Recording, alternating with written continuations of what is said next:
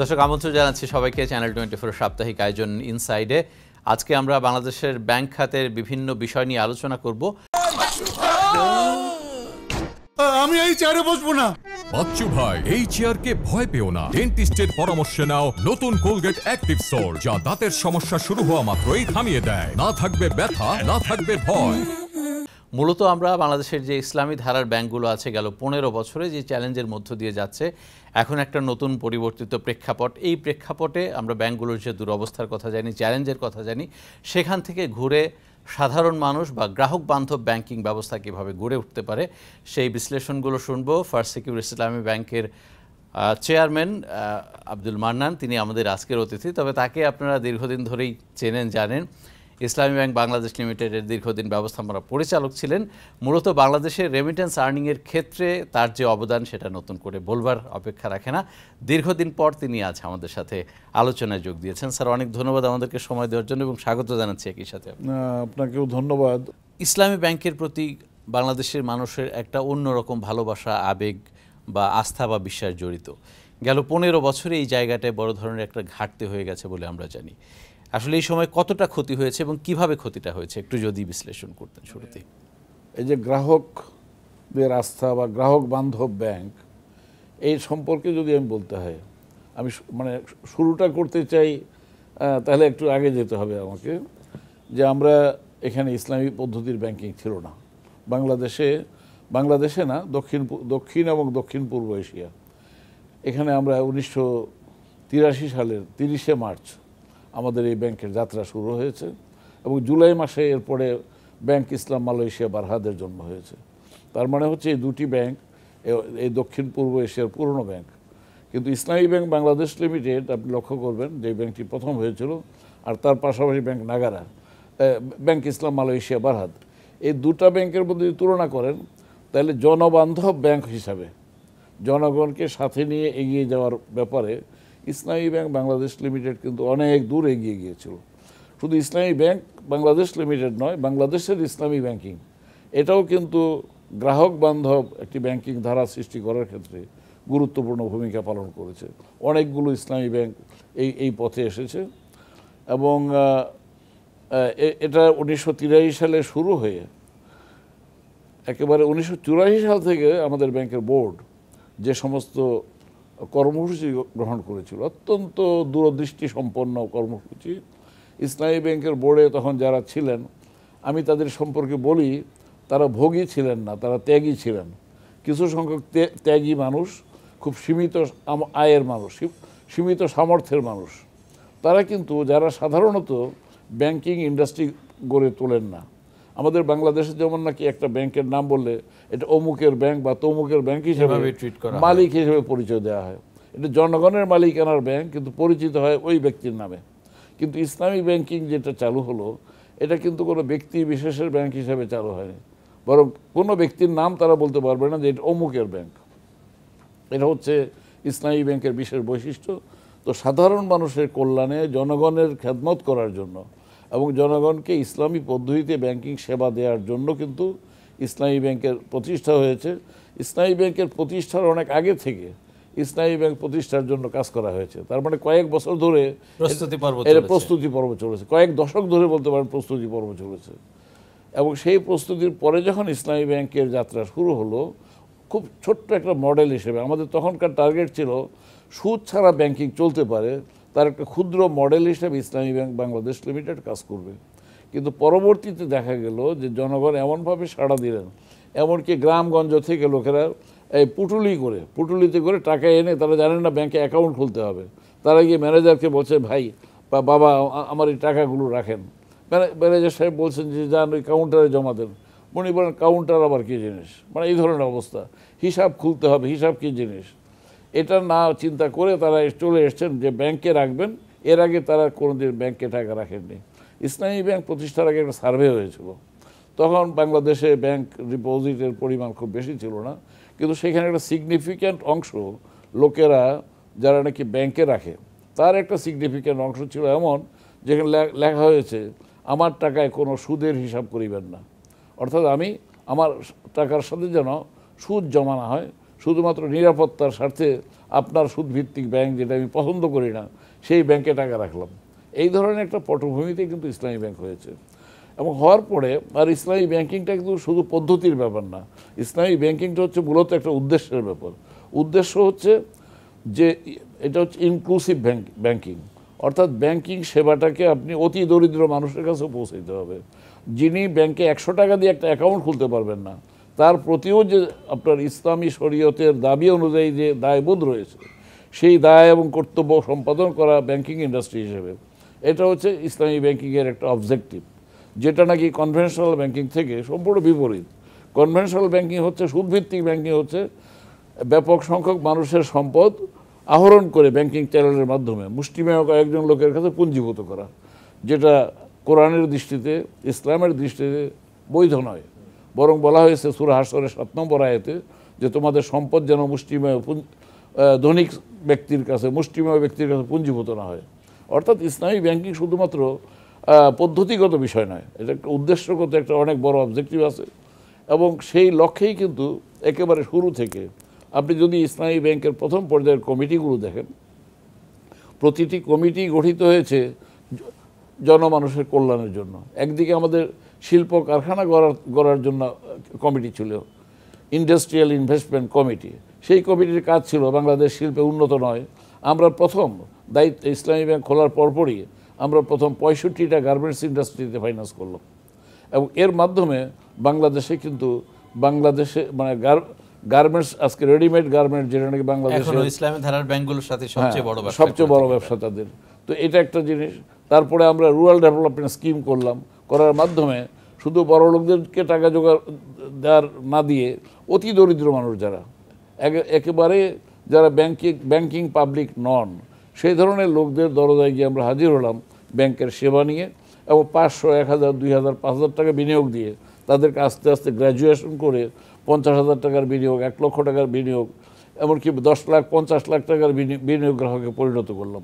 যাদের বাড়িতে একজন লেখাপড়া করার মতো লোক ছিল না, লেখাপড়া জানতো না, সেই বাড়ি থেকে ডাক্তার, ইঞ্জিনিয়ার বের করলাম আমরা।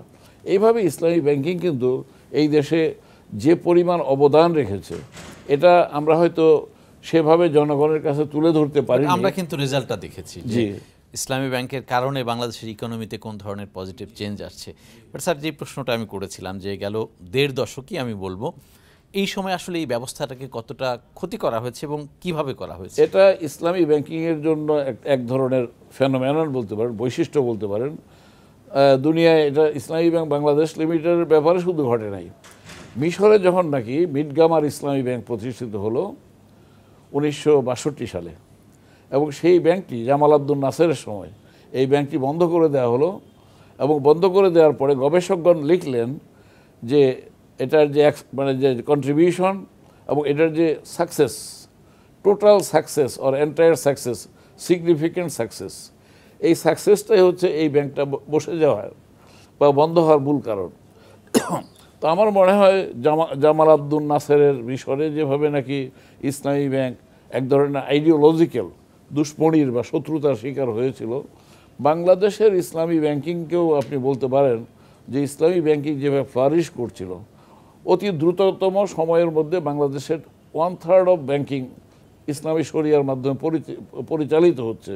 এবং এই বাধাগুলো যদি তৈরি না হতো, তাহলে হয়তো বলছি আমি যে ইতিমধ্যে বাংলাদেশের এন্টায়ার ব্যাংকিং সিস্টেম ইসলামাইজ হয়ে যেত, যেটা নাকি বাংলাদেশের কমিটমেন্ট আন্তর্জাতিক পরিমণ্ডলে।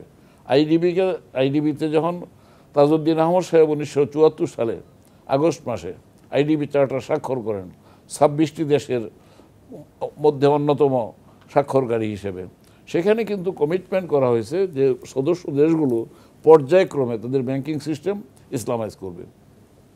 কাজেই সেই অঙ্গীকারের ভিত্তিতে এতদিনে কিন্তু টোটাল ইসলামী ব্যাংকিং ইসলামাইজড হয়ে যাওয়ার কথা, যেটা গভর্নর নুরুল ইসলাম সাহেব শুরু করেছিলেন। কিন্তু এই বাধাগুলো এসেছে আপনার এই ধারার ব্যাংকিং যাতে সামনের দিকে না যেতে পারে। আমি কোনো ষড়যন্ত্র তত্ত্বের কথা বলছি না, কিন্তু লজিক্যালি আপনি দেখবেন ইসলামী ব্যাংকিং ধারার ব্যাংকগুলো যেভাবে নাকি আক্রমণের শিকার হয়েছে নানাভাবে, নানা মাত্রায়, ভেতর থেকে এবং বাইরে থেকে, এটা কিন্তু অন্য কোনো না, কোনো ব্যাংকিং ইন্ডাস্ট্রির ভাবে দুনিয়াতে এই ধরনের কিন্তু একটা অভিজ্ঞতা নেই। পরিবর্তন তো আমরা দেখেছি যে এখন যারা নন ইসলামিক ধারার ব্যাংকিং করছে তাদেরও কিন্তু ইসলামিক পার্টটা দিন দিন মোটামুটি বড় অংশ ইয়ে করছে। সো তারা আসলে মানে কেন চাইবে যে ইসলামী ব্যাংকিং ধারাটা আমি অফ করে তারপরে আমি ব্যবসাটা করব, বা এটার মানে এই ধরনের প্রবণতাটা কেন? আমি ওই আপনার প্রথম প্রশ্নেরই কিন্তু আসলে প্রশ্নটার জবাব দিতে গিয়ে আমি একটু পটভূমি বলেছিলাম। আমাদের দেশে আপনি লক্ষ্য করবেন যে শুরু থেকেই ইসলামী ব্যাংকিং চলবে না বা সুদ ছাড়া ব্যাংক চলে কিভাবে, এই ধরনের একটা ধারণা প্রচার করার চেষ্টা করা হয়েছে। তারপর ইসলামী ব্যাংকিং যখন চলতে শুরু করলো এবং বেটার ওয়েতে চলতে শুরু করলো, তখনও নানান ধরনের কথাবার্তা বলতে শুরু করলো এবং এটাকে থামানোর জন্য বিভিন্ন ব্যক্তি কিন্তু লেগে গেলেন। আপনি জানেন মৌলবাদের অর্থনীতি বলে একটি বইয়ের নাম জানেন, এবং এই ভদ্রলোক প্রতিদিন ঘুম থেকে ওঠেন নতুন নতুন তথ্য নিয়ে। তথ্য হলো যে ইসলামী ব্যাংক প্রতি বছর এই জঙ্গিদের জন্য 1200 কোটি টাকা ব্যয় করে। তারপর দিন তিনি স্বপ্নে দেখলেন ইসলামী ব্যাংক প্রতি বছর আপনার তার আয় থেকে 1700 কোটি টাকা ব্যয় করে। তো এই ধরনের মানে প্রচারণা ইসলামী ব্যাংকের বিরুদ্ধে দীর্ঘদিন থেকে চলেছে এবং কোনো সুযোগই এই মহলটি কিন্তু ইসলামী ব্যাংকের বিরুদ্ধে হাতছাড়া করেননি। 2006 সালের একটা ঘটনা বলি আপনাকে, যখন ওই যে বাংলা ভাই সিদ্দিকুর রহমান বাংলা ভাই ধরা পড়লো, তাকে যেখান থেকে ধরা হলো সেখানে 31টি ব্যাংকের চেক বই পাওয়া যায়। 31টি bank including government banks like Agrani bank. এখন ইসলামী ব্যাংকেরও একটা চেক বই ছিল। বাংলাদেশে যে কেউ মানে ব্যাংকে অ্যাকাউন্ট খুলতে পারে, তার কাছে চেক বই থাকতে পারে। তো সেখানে ইসলামী ব্যাংকের একটা চেক বই পাওয়া গেছে, আরও 30টা চেক বই সহ। সেখানে পত্রিকায় হেডিং হলো ইসলামী মানে বাংলা ভাইয়ের ডেরায় বাংলা ভাইয়ের আশ্রয়স্থলে সেখানে ইসলামী ব্যাংকের চেক বই পাওয়া গেছে। এইভাবে এই যে প্রচারণার যে ধারাটি, খুব দায়িত্বশীল সংবাদপত্র ইসলামী ব্যাংকের ব্যাপারে যখন রিপোর্টিং করেছে, সেখানে তারা সেই দায়িত্বশীল ভূমিকাটা পালন করেছেন বলে মনে হয় না, আমাদের কাছে মনে হয় না। তো সেই ধরনের একটা প্রচারণা থেকে শুরু করে 2006 সালে শুরু হলো। তার পরবর্তীতে আপনার আমরা দেখলাম যে 2011 সালের দিকে আবার ধাক্কা আসলো। এরপরে 2013 সালে এসে একটা মঞ্চ তৈরি করে, বিশাল বড় একটা মঞ্চ থেকে বলা হচ্ছে এই ব্যাংক উড়িয়ে দাও, গুড়িয়ে দাও। হ্যাঁ, এই ব্যাংকের বিরুদ্ধে মিছিল হচ্ছে। এবং আমাদের মোটামুটি মনে আছে সেই সময়ের ঘটনা। স্যার, একেবারে ব্যক্তিগত একটা প্রশ্ন, যে আপনাকে যখন সরে যেতে হলো, আপনি যদি একটু শেয়ার করতেন আসলে কি ঘটেছিল সেদিন? এই ব্যাপারে ভাই আসলে এত বেশি মানে আলোচিত বিষয় এটা, যে আমাদের ঘটনাটি যেদিন ঘটলো, আমাদের 3 জনের ঘটনা, এক একজনকে আলাদাভাবে মানে আমার জানা নেই। আমি তখন জানতাম না কে কোথায় আছেন, আমি শুধু জানতাম আমার অবস্থানটা জানতাম এবং আমার সাথে কি ঘটছিল সেগুলো আমি জানতাম। সেদিনকার বিষয়গুলো বিভিন্নভাবে কিন্তু পরদিনের দৈনিক পত্রিকা প্রকাশিত হয়েছে এবং বেশ বড় খবর হিসেবে এটা ওই দিনের সবচেয়ে মানে রীতিমতো পিলে চমকে দেওয়ার মতো খবর ছিল সেটা। একটি এত দেশের সবচেয়ে বড় ব্যাংক, যেই ব্যাংকের কন্ট্রিবিউশন এই দেশের অর্থনীতিতে সবচেয়ে বেশি, যেই ব্যাংক হচ্ছে সবচাইতে কমপ্লায়েন্ট, আইন এবং নিয়ম আচার পরিপালনকারী একটি ব্যাংক, যেই ব্যাংকের বিরুদ্ধে বাংলাদেশ ব্যাংকের পক্ষ থেকে কোনো মানে অভিযোগ নেই, সেই ব্যাংকটিকে এভাবে আপনার দখল করা হচ্ছে। একটা ব্যাংক দখল করে নেওয়া হচ্ছে, চেয়ারম্যান, ভাইস চেয়ারম্যান এবং এমডিকে পদত্যাগ, মানে শারীরিক অসুস্থতার কারণে একই দিনে 3 জন অসুস্থ হয়ে পড়লেন। তাও কোন দিন? যেদিন তারা একটা বোর্ড মিটিং ডেকেছেন। হ্যাঁ, সকালে বোর্ড মিটিং হবে, তার আগেই তারা পদত্যাগ করে ফেলেছেন, যার ফলে তারা বোর্ড মিটিংয়ে যাচ্ছেন না। এবং ওই দিন আগের দিন তারা বোর্ড মিটিংয়ের জন্য প্রস্তুতি নিয়েছেন, এরপরে তারা অসুস্থ হয়ে পড়েছেন এবং তারা যাচ্ছেন না। এবং খুব আজব বিষয়টা, এই ব্যাপারে আপনি খোঁজ নিলে জানবেন, ওই দিনের পত্রিকায় কেউ যেভাবে রিপোর্ট প্রকাশ করতে চেয়েছেন তারা সেভাবে প্রকাশ করতে পারেননি। তাদের ছাপাখানায় পর্যন্ত হানা দেওয়া হয়েছে যাতে নাকি তাদের হেডিং পরিবর্তন হয়, তাদের কন্টেন্টস পরিবর্তিত হয়, এই সমস্ত ঘটনা। স্যার, আপনি আবার দায়িত্বে ফিরেছেন মানে নতুন করে, আমরা খুবই আশাবাদী, কারণ আপনার দীর্ঘদিনের ব্যাংক খাতের যেই অভিজ্ঞতা সেটা প্রয়োগ করে এখনকার যে চ্যালেঞ্জগুলো সেটা নিশ্চয়ই আপনি মোকাবেলা করবেন। কিন্তু এমন একটা সময় আপনি এমন এক প্রতিষ্ঠানের চেয়ারম্যান হিসেবে নিযুক্ত হয়েছেন, আপনার প্রতিষ্ঠান মোটামুটি এখন আমরা কারেন্ট অ্যাকাউন্টের যেই অবস্থা যদি দেখি, মোটামুটি একটু চ্যালেঞ্জের মধ্য দিয়ে যাচ্ছেন, বাংলাদেশ ব্যাংকের কাছে সহায়তা চেয়েছেন। আপনার কি মনে হয় যে এতটা ক্রাইসিস হওয়ার কথা ছিল কি না এই প্রতিষ্ঠানে? এটা শুধু ফার্স্ট সিকিউরিটি ইসলামী ব্যাংকের জন্য নয়। আমি 2017 সালের জানুয়ারিতে যখন দেশ ছেড়ে যাই বা ছেড়ে যেতে বাধ্য হই, তখন আমি বাংলাদেশের ইসলামী ব্যাংকিং সেক্টরটাকে রেখে গিয়েছিলাম কনভেনশনাল ব্যাংকিং থেকে অনেক অগ্রসর। প্রতি বছর বাংলাদেশ ব্যাংকের যে প্রতিবেদন ছাপা হতো, সেখানে দেখানো হতো যে কনভেনশনাল ব্যাংকিংয়ের তুলনায় পারফরম্যান্স এবং কন্ট্রিবিউশন, সামাজিক মানে যে কন্ট্রিবিউশন, অবদান, এই অবদানের দিক থেকে এবং প্রবৃদ্ধির দিক থেকে এই ইসলামী ব্যাংকগুলো ভালো করছে, এগুলো ছাপা হতো। আর আমি যখন মাত্র 7.5 বছর, এটা একটা জাতির ইতিহাসে খুব বড় সময় না, রিভার্স সিনারিও একেবারে। কিন্তু আমি যখন আসলাম তখন যে অবস্থা, এই ধরনের পরিস্থিতি বাংলাদেশের 53 বছরে শুধু নয়, এর আগেও কখনো বাংলাদেশের ব্যাংকিং খাত এর জন্মের পর থেকে এই ধরনের অবস্থার মোকাবেলা করেনি। এটা শুধু ফার্স্ট সিকিউরিটি ইসলামী ব্যাংকের অবস্থা নয়, বাংলাদেশের সামগ্রিকভাবে যদি ভিতর থেকে দেখা হয় তাহলে টোটাল ব্যাংকিং খাতটাই মানে একটা কাছাকাছি একটা চরম চ্যালেঞ্জের মধ্যে পড়েছে। কাজেই আমি যে ব্যাংকের দায়িত্ব নিয়েছি এটা কোনো নতুন চ্যালেঞ্জ নয়। এবং অন্যান্য ইসলামী ব্যাংকের, আমি সেই সাথে বলতে চাই, অন্যান্য ইসলামী ব্যাংকের যারা দায়িত্ব নিয়েছেন, নতুন বোর্ড গঠিত হয়েছে এই 11টি প্রতিষ্ঠানে, সেখানকার অবস্থা আমার থেকে ব্যতিক্রম নয়। তো আমি সবখানে যেটা বলছি যে ব্যাংকগুলো দুর্বল হয়ে পড়েছে, কিন্তু যেই বোর্ড যাদেরকে দিয়ে গঠিত হয়েছে তাদের ব্যাকগ্রাউন্ড, ট্র্যাক রেকর্ড এটা আছে জনগণের সামনে অত্যন্ত স্পষ্ট, এবং সেটা দুর্বল নয়, শক্তিশালী ব্যাকগ্রাউন্ড আছে। কাজেই আমি এবং আমার অন্যান্য ব্যাংকে যারা চেয়ারম্যান হিসেবে আমার কলিগরা আছেন, তারা প্রত্যেকেই বিষয়টিকে, এই চ্যালেঞ্জটিকে কিন্তু তাদের অতীত অভিজ্ঞতার আলোকে দৃঢ়তার সাথে গ্রহণ করেছেন, এবং এটা মোকাবেলা করে বাংলাদেশের এই যে অর্থনৈতিক মেরুদণ্ড গুঁড়িয়ে দেওয়ার যে কাজটি এতকাল ধরে করার চেষ্টা করা হয়েছে, সেখান থেকে ধারা পরিবর্তনের জন্য আমরা কিন্তু কাজ করছি। সেন্ট্রাল ব্যাংকের যে ডিসিশনটা, এইটা কিভাবে? আমি আসছি আপনার কাছে। আমি দায়িত্ব নেই এই মাসের শুরুতে, 1-2 দিন পরে দায়িত্ব নিয়ে যখন প্রজ্ঞাপন জারি হয়েছে, যে সকালে প্রজ্ঞাপনটি পেলাম, ওই দিনই কিন্তু আমি ফার্স্ট সিকিউরিটি ইসলামী ব্যাংকের বিভিন্ন ডিপার্টমেন্টের লোকদেরকে আমার বাসায় দাওয়াত দিলাম, এবং তারা গেলেন, গিয়ে আমাকে ব্রিফ করলেন দীর্ঘ সময় ধরে, অনেক রাত পর্যন্ত আমি তাদের কাছ থেকে ব্যাংক সম্পর্কে জানলাম। এবং তারপর দিনই কিন্তু আমি ব্যাংকে চলে আসলাম। আমার বোর্ডের মেম্বারদেরকে আমি ফোন করে রিকোয়েস্ট করলাম যে আপনারাও ব্যাংকে আসেন। আমরা বসে বিভিন্ন ডিপার্টমেন্টের সাথে গ্রুপ বাই গ্রুপ আমরা মিটিং করে বোঝার চেষ্টা করলাম ব্যাংক আসলে কোন অবস্থায় আছে। এটা প্রাথমিক বার্ডস আই ভিউ একটা নিলাম।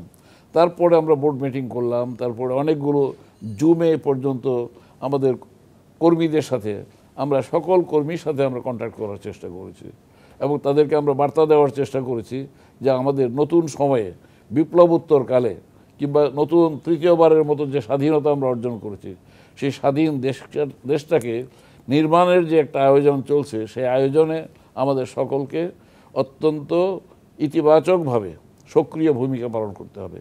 এই বার্তা সব জায়গায় চলে গেছে, এবং মাঠের সকল পর্যায়ে, এটা শুধু আমরা বোর্ডের মেম্বাররা না, আমাদের একেবারে মেসেঞ্জার থেকে ম্যানেজিং ডাইরেক্টর পর্যন্ত, এবং আপনার তেঁতুলিয়া থেকে একেবারে টেকনাফ পর্যন্ত, যদি আপনি একটু ভাষায় বলেন, দেশের সবখানে আমাদের জনবল, জনশক্তি সক্রিয়ভাবে কাজ করছেন, মাঠে আছেন। এবং আপনি শুনে আনন্দিত হবেন যে সমস্ত মন্দ বিনিয়োগ এখানে সৃষ্টি হয়েছিল, যে টাকাগুলো আদৌ আসছিল না, আমরা দায়িত্ব নেওয়ার এই 1 মাসের, আজকে কত তারিখ, আজকে তো আপনার আজকে 25 দিনও হয়নি, আমাদের 24 দিন বা 23 দিন আমাদের হয়েছে। এই 23 দিনে 350 কোটি টাকা আমরা কিন্তু আদায় করতে পেরেছি, যেটা একটা খুব বড় ব্যাপার। এবং এই ধারাটা ক্রমশ বাড়ছে, বড় হচ্ছে। আমরা প্রতিদিনই আপনার গিয়ে যারা এতদিন পর্যন্ত আমাদের সাথে ভিন্ন রকমের আচরণ করছেন, তারাও কিন্তু ইতিবাচকভাবে সাড়া দিতে শুরু করেছেন। যে সমস্ত বিনিয়োগ আদায় হওয়ার মতো নয় এই অবস্থায় ফেলে দেওয়া হয়েছে, সেগুলো কীভাবে আদায় করা যায়, এই জন্য যে আইনি ব্যবস্থা এবং অন্যবিধ ব্যবস্থা, সকল ব্যবস্থা নিয়ে কিন্তু আমরা একেবারে শুক্র শনিবার বাদ নাই। এবং আমরা ঈদে মিলাদুন্নবীর দিনও কিন্তু আমরা সক্রিয় ছিলাম সারা দেশে। অবস্থাটা এরকম। এই গত শুক্রবারে আমাদের বিভিন্ন ব্রাঞ্চে আমাদের কর্মীরা ক্যাশ ওয়াকফ অ্যাকাউন্ট খুলেছেন, 2700 অ্যাকাউন্ট খুলেছেন তারা একদিনে। হ্যাঁ, এই যে একটা অবস্থা তাদের পরিবারের। আমার স্ত্রী সামান্য টাকা ছিল এক জায়গায় জমা ছিল, আমি সেই টাকাও কিন্তু এনে ফার্স্ট সিকিউরিটি ইসলামী ব্যাংকে জমা দিয়েছি, যে অন্যদেরকে যখন টাকা জমা দিতে বলবো তার আগে তো আমাকে সেই কাজটা নিজে করতে হবে। রসুলের সুন্নত এটা। তো আমি বলছি যে আমরা আমাদের সমস্ত কর্মীরা এভাবে আমরা সাড়া দিচ্ছি। এবং আমি জানি যে অন্যান্য ব্যাংকের গ্রাহকদের মতো আমাদের ব্যাংকের গ্রাহকরাও সাময়িকভাবে বেশ কষ্টের সম্মুখীন হয়েছেন। এটা আমার জীবনে কিন্তু এই ধরনের অভিজ্ঞতা আর কখনো হয়নি। অতীতে আমি যে ব্যাংকের দায়িত্ব পালন করেছি সেখানে সবসময় আমার হাতটা ছিল উপরের হাত, এবং আমাদের ব্যাংক থেকে আমরা বিভিন্ন ব্যাংকে আমরা যোগান দিয়েছি যখন তাদের সমস্যা হয়েছে। আজকে আমার জীবনে এই প্রথমবারের মতো আমার হাতটা একটু নিচের দিকে রেখে আমি বাংলাদেশ ব্যাংক সরকারের বা বাংলাদেশ ব্যাংকের কাছ থেকে আমরা কিন্তু সহযোগিতা চেয়েছি। এবং আমি আপনাকে খুব দৃঢ়তার সাথে বলছি, আপনি যে প্রশ্নটি করেছেন আমরা দায়িত্ব নেওয়ার পর আমরা কিভাবে দেখছি, আমি মনে করি যে আগামী ধরেন 1 মাসের মধ্যে ইনশাআল্লাহ আপনার এটা সেপ্টেম্বর মাস, তো ইনশাআল্লাহ অক্টোবরের মধ্যে আমরা ইতিমধ্যে আমাদের অবস্থা অনেকখানি পরিবর্তন হয়েছে। আমরা দায়িত্ব নেওয়ার পরে 1 মাসের মধ্যে আমাদের জনশক্তি ঘুরে দাঁড়িয়েছে এবং তারা আশ্বস্ত হয়েছে। আমাদের গ্রাহকদের মধ্যে একটা বড় অংশ যাদেরকে আমরা কন্ট্যাক্ট করতে পেরেছি, তারা প্রতিদিনই যারা এসে আমাদের সাথে দেখা করছেন এবং আমাদেরকে আশ্বস্ত করছেন যে আপনারা এসেছেন এবং আমরা আগের অবস্থায় নেই। আগের যে বন্দোবস্ত যে ধরনের ছিল এখানে জমিদারি ব্যবস্থা, হ্যাঁ, নায়েবরা টাকা তুলে নিয়ে 4-5টা ব্রাঞ্চের মাধ্যমে কিছু সংখ্যক লোকের হাতে যে টাকা তুলে দেওয়ার অবস্থা, সেটা পরিবর্তন হয়ে গেছে। এখন জনগণের সম্পদ জনগণের কাছে বিনিয়োগ করার ব্যবস্থা আমরা সিদ্ধান্ত নিয়েছি এবং প্রতিটি ব্রাঞ্চকে অলরেডি আমরা বলে দিয়েছি একটি শাখা থেকে যে ডিপোজিট নেওয়া হবে সেই শাখার এলাকার মধ্যেই ওই ডিপোজিটটা বিনিয়োগ করতে হবে।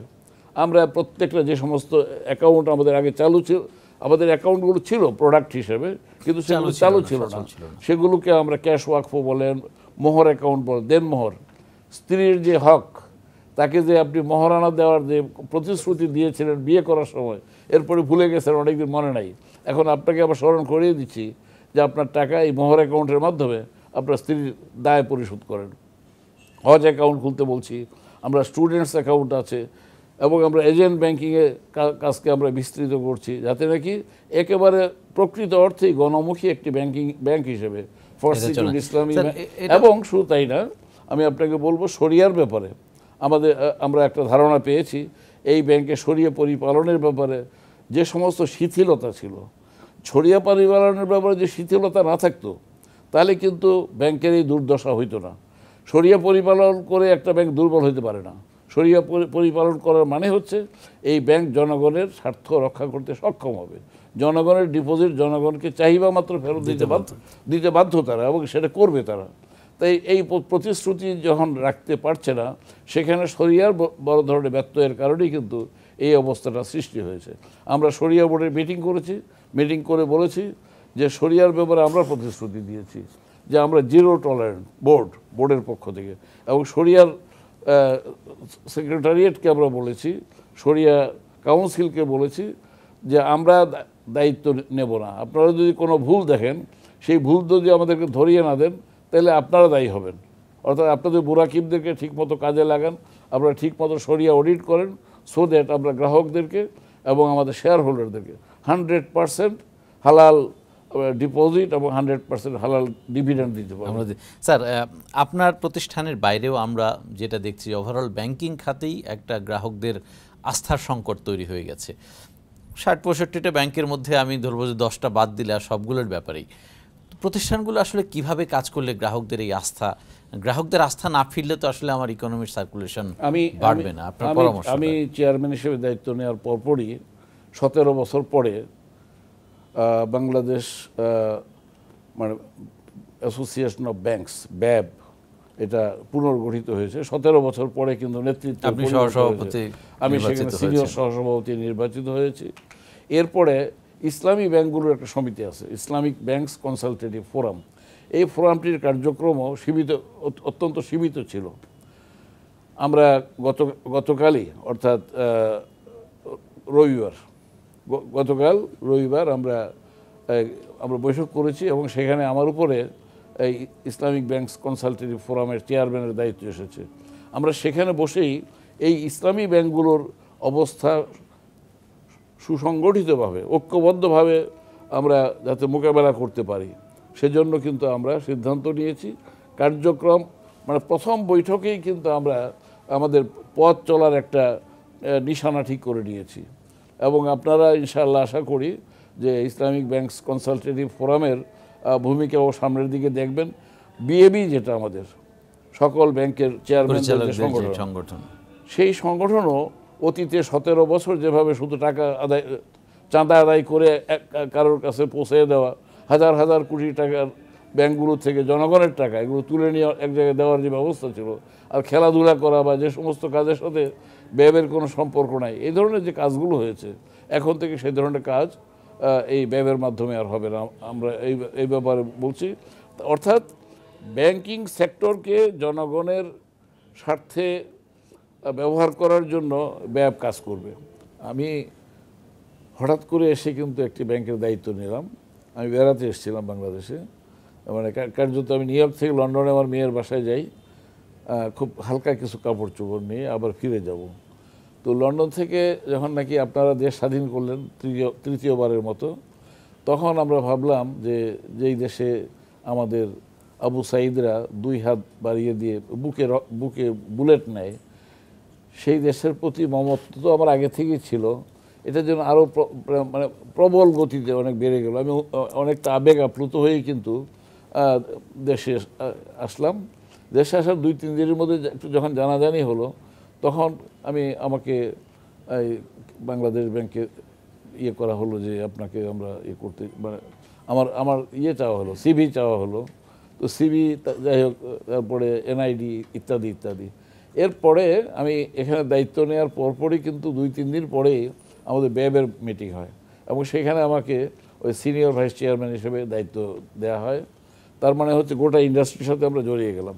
তার কয়েকদিন পরে আইবিসিএফের মিটিং হল, ইসলামিক ব্যাংকস কনসালটেটিভ ফোরাম, সেখানে আমাকে চেয়ারম্যানের দায়িত্ব দেওয়া হয়েছে। আমি এটাকে বলছি যে এটা মানে আমি এখন এই ফার্স্ট সিকিউরিটি ইসলামী ব্যাংকের চেয়ারম্যানের যে দায়িত্বটা পেয়েছি, এটাকে আমি আমার জন্য কোনো প্রত্যাশিত বা আকাঙ্ক্ষিত বিষয় নয়, বরং এটা হচ্ছে কুদরতে এলাহি। এটা যেন একদম আল্লাহর পক্ষ থেকে এটা একটা মিরাকলের মতো ব্যাপার যে এই ব্যাংকের যিনি চেয়ারম্যান ছিলেন, যিনি আমাকে দেশ থেকে বিতাড়িত হতে আমাকে দেশ থেকে চলে যেতে বাধ্য করেছিলেন, গান পয়েন্টে আমার রেজিগনেশন আদায় করেছিলেন, সেই ভদ্রলোকের চেয়ারের মধ্যে আল্লাহ তাআলা এনে আমাকে বসিয়ে দিয়েছেন। এবং এতে আমার নিজস্ব কোনো বাহাদুরি তো নয়, এটা আমার আকাঙ্ক্ষা প্রত্যাশা এগুলো কোনোটাই নয়।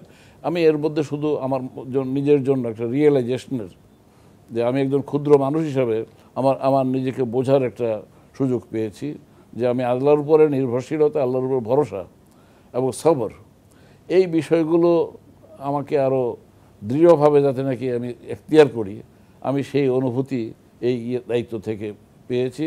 এটা তো এখানে দায়িত্ব পালন করতে গিয়ে আমি মনে করছি যে এটা হচ্ছে আল্লাহর পক্ষ থেকে একটা ইশারা, এটা হ্যাঁ, যে তোমাকে বাংলাদেশে কাজ করতে হবে। এবং আমি বাংলাদেশের ইসলামিক ব্যাংকিং ইন্ডাস্ট্রিকে একটা আগের যে গৌরবময় অধ্যায় যেটা ছিল ইসলামী ব্যাংকিংয়ের, সেই জায়গাটায় নিয়ে যাওয়ার, সেই জায়গাটায় প্রথমত সেই জায়গায় নিয়ে যাওয়া, মানে বর্তমান যে আমরা একটা গর্তের মধ্যে পড়েছি বলা যায় এক ধরনের, সেখান থেকে বেরিয়ে এসে এটাকে সামনের দিকে নিয়ে যাওয়া। এবং 2016 সালে বাংলাদেশের ইসলামিক ব্যাংকিংয়ের প্রতি জনগণের যে আস্থা ছিল, সে তার চাইতেও জন আস্থা আরও বাড়ানো এবং এন্টায়ার ব্যাংকিং সিস্টেম যাতে ইসলামী পদ্ধতিতে দৃঢ়তার সাথে চলতে পারে, সেই ধরনের সামর্থ্য অর্জন করার জন্যই আমি কাজ করছি। এলো instant milk powder happy cow, যেমন সাশ্রয়ী তেমনি পুষ্টিগুণে ভরপুর। হ্যাপি কাউ ইনস্ট্যান্ট মিল্ক পাউডারের সাথে ফার্মল্যান্ডের চিনি গুঁড়া চাল একদম ফ্রি। বাংলাদেশের রেমিটেন্স আর্নিংয়ের সাথে আপনার অবদান, আপনার নাম ওতপ্রোতভাবে জড়িত। আমরা জানি যে আপনি বিভিন্ন দেশের প্রান্তে প্রান্তে ঘুরে বেরিয়েছেন এই আয় বাংলাদেশে কীভাবে বাড়ানো যায়, কিন্তু গেল কয়েক বছর ধরে আমরা এখানে বড় একটা ঘাটতি দেখতে পাচ্ছি। আপনার অবজারভেশনটা? বর্তমানে যিনি শিক্ষা উপদেষ্টা ডক্টর ওয়াহিদুদ্দিন মাহমুদ, তার কাছ থেকে আমি 2012 সালে একটা ক্রেস্ট গ্রহণ করেছিলাম, রেমিটেন্স অ্যাম্বাসেডর অফ বাংলাদেশ। আমাকে রেমিটেন্স অ্যাম্বাসেডর অফ বাংলাদেশ হিসেবে একটি সম্মাননা দেওয়া হয়েছিল 2012 সালে। আপনি যে কথাটি বলেছেন ওই ব্যাপারে আমি মধ্যপ্রাচ্যে অবস্থান করে এবং সেখান থেকে যখন ফিরে এলাম 2000 সালে, 1995 সালে আমি যাই, 2000 সালে ফেরত আসি। ফেরত আসার পরেও বাংলাদেশে আমি পুরো সময়টাই কিন্তু রেমিটেন্সকে মানে ব্যাংকিং চ্যানেলে রেমিটেন্সকে প্রবাহিত করা শুধু নয়, প্রবাসী যারা রয়েছেন যাদেরকে আমরা রেমিটেন্স যোদ্ধা বলছি, সেই রেমিটেন্স যোদ্ধাদের মধ্যে প্রকৃত যোদ্ধা যারা, একদম মাটি মৃত্তিকা সংলগ্ন যোদ্ধা যারা, তাদের রিকগনিশনের জন্য আমি বিভিন্নভাবে কাজ করেছি, বিভিন্ন প্রতিষ্ঠানের সাথে কাজ করেছি। তার মধ্যে refugee and migratory movements research unit হচ্ছে অন্যতম, রামরুর সাথে কাজ করেছি। তারপর আরও কয়েকটি প্রতিষ্ঠানের সাথে আমি দুনিয়ার বিভিন্ন দেশে রেমিটেন্স নিয়ে আমি যেমন আমার ব্যাংকের পক্ষ থেকে গেছি, তেমনিভাবে বাংলাদেশের পক্ষ থেকেও কিন্তু কয়েকবার দুনিয়ার বিভিন্ন দেশে সফর করার এবং রেমিটেন্সের ব্যাপারে আন্তর্জাতিক মহলকে বাংলাদেশের জনগণের বার্তাটা তুলে ধরার জন্য কাজ করার সুযোগ আমার হয়েছে। রেমিটেন্স আমার আসলে একটা প্যাশনের জায়গা। এখানে প্রবাসী গ্রাহকগণ আমার অন্তরের অনেক ভেতরে তাদের অবস্থান, আমি তাদের কাজের ধরন সম্পর্কে, তাদের জীবনযাত্রা সম্পর্কে, কত কষ্ট করে একটা রিয়াল বা একটা ডলার তারা পাঠান, সেগুলো আমি দেখে তাদের সাথে মানে তাদের দৈনন্দিন খাওয়া পড়ার যে জীবন, তাদের যে কাজের ক্ষেত্র, ছাগল চড়ানোর যে অবস্থা ইয়ের মধ্যে, মরুভূমির রোদের মধ্যে, সেখানে আমার প্রত্যক্ষ অভিজ্ঞতা আছে।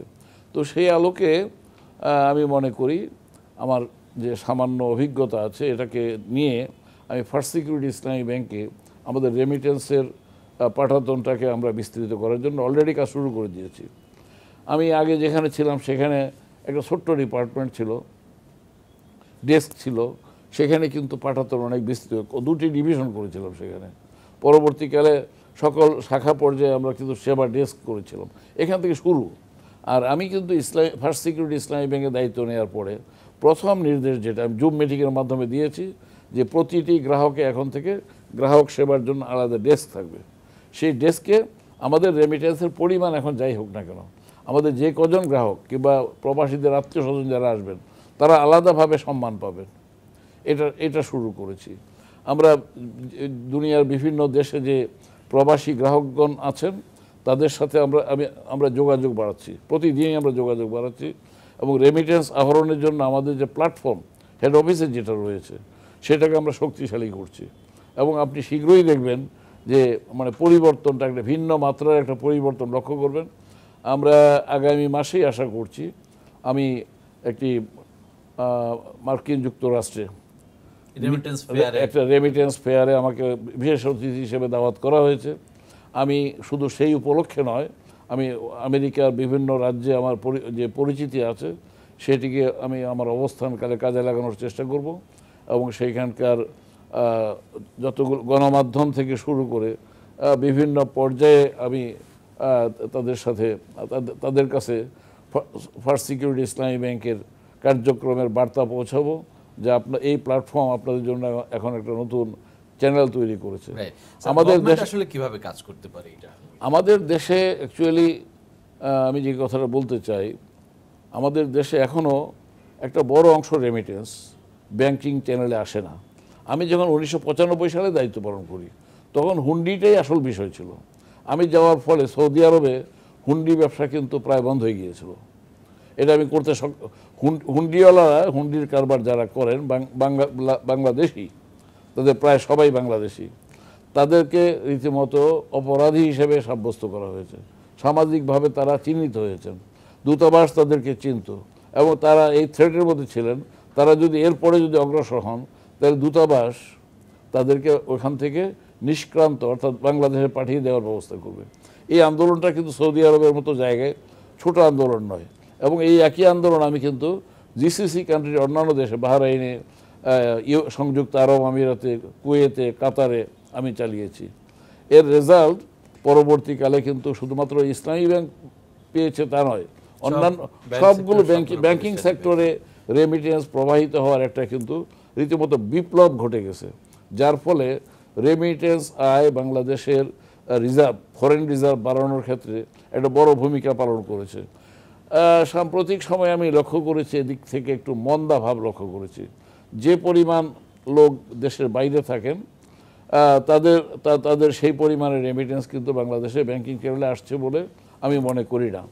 আমরা তখন সেই আমলে আমরা প্রবাসী সেবা ডেস্ক, তারপরে এই যে প্রবাসী কল্যাণ মন্ত্রণালয়, এটা কিন্তু আমি রামরুর সাথে কাজ করে তৎকালীন লতিফুর রহমান সাহেব যখন প্রধান উপদেষ্টা, তখন সেই সরকারের কয়েকজন উপদেষ্টাকে সাথে নিয়ে আমরা বৈঠক করেছিলাম প্রেস ক্লাবের পাশে যে হলটা, এটা নাম করা হল সিডাপ মিলনায়তে, রাইট, সিডাপ মিলনায়তনে একটা রাউন্ড টেবিল করেছিলাম, কয়েকজন উপদেষ্টা সেখানে উপস্থিত ছিলেন। তো সেখানে কিন্তু আমরা তাদেরকে আমাদের দাবি তারা মেনে নিয়েছিলেন, এবং রাজনৈতিক দলগুলো তখন দেখা গেল প্রবাসী কল্যাণ মন্ত্রণালয় চালু করার ব্যাপারটিকে তাদের নির্বাচনী ইশতেহারে নিয়ে এসছেন। রেমিটেন্স যোদ্ধাদের ব্যাপারটাকে আমরা তখন সব রাজনৈতিক দলের নির্বাচন ইশতেহারের মধ্যে নিয়ে আসতে পারলাম। এই ধরনের বেশ কিছু কাজ তখন করেছিলাম, কিন্তু এরপরে আমি বলবো যে আরও অনেক কাজ করার, বাস্তবে প্রবাসী গ্রাহকদের স্বার্থ দেখা, শুধুমাত্র তাদেরকে রেমিটেন্স পাঠাচ্ছে এটাকে টাকার অঙ্কে বিবেচনা করার বিষয় নেই, প্রতিটি মানুষ অত্যন্ত গুরুত্বপূর্ণ।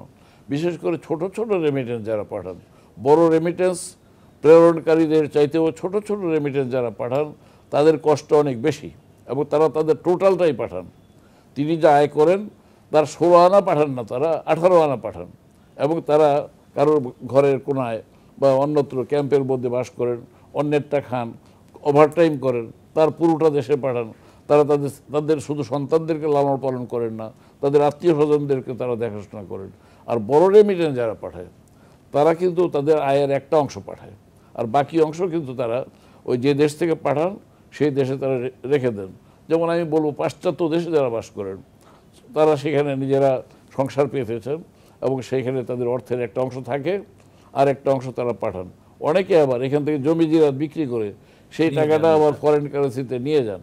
তো এই জন্য আমার দৃষ্টিকোণ হচ্ছে যে আমরা বড় রেমিটেন্সের চাইতেও ছোট ছোট রেমিটেন্স যারা পাঠান তাদের দিকে, অর্থাৎ রুটের দিকে, আবার বলি আমাদেরকে মৃত্তিকা সম্পৃক্ত হতে হবে, মাটির সাথে মিশে আমাদেরকে কাজ করতে হবে।